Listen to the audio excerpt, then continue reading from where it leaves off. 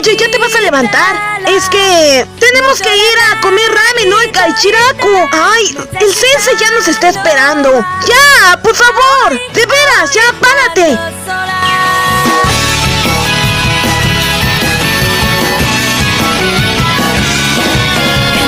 ¡Ya, por favor! ¡De veras, ya, párate!